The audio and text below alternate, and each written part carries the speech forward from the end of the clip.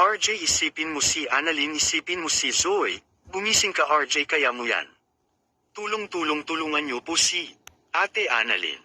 Tulungan niyo kami SI Ate Annalyn, sabi ng batang kasama ni Annalyn sa bumubuhong building. Umalis ka na, Sanich na umalis ka na. Ayoko Ate Annalyn, ayoko, iwan ka. Umalis ka na, sigaw ni Annalyn sa bata. Samantalang si Josa ay nakita ang pinagbentahan niya ng cellphone na si Bugs at pinipilit niya na kunin ang cellphone na ibinenta niya dito. Asan ka, sigaw ni Dr. Linden. At nakita na nga niya si Annalyn.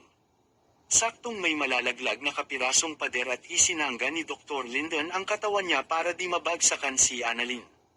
Tarantang-faranta ang mga manliligaw ni Annalyn na si Harry at si Reagan. Kaya nakatikim ng malutong na sampal galing kay Nanay Susan.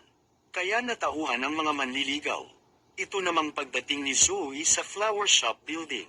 Alalang-alala siya sa tatay RJ niya. Sakto naman na nakita ni Michael si Zoe kaya sinabing dinala na ni Lynette sa Eastridge Hospital si RJ.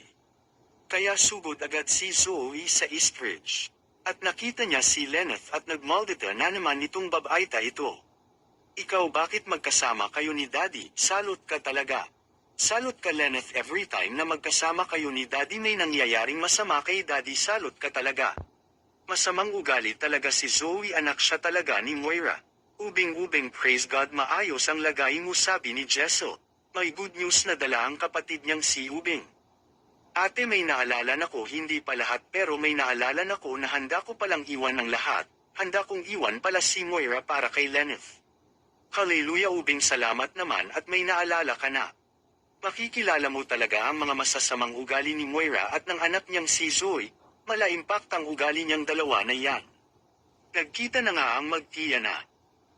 Si Tiyang Susan at Lynette, nalaman nga ni Lynette na si Annalyn ay isa sa mga doktor na nabalitang na-trap sa building dahil may binalakan si Annalyn na bata.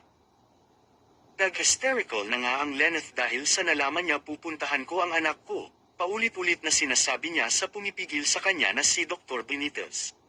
At sobra-sobra ang pagyak at pagpupumiglas dahil yakap siya ng doktor. Biglang, may tumawag na, Nay. Tawag ni Annalyn sa nanay Lynette niya. Kaya napawi ang pangamba-takot at pag-aalala niya sa kanyang anak na si Annalyn. At nagyakapan ang dalawa. Hanggang dito muna ang ating video mga kumare at kumpare ko.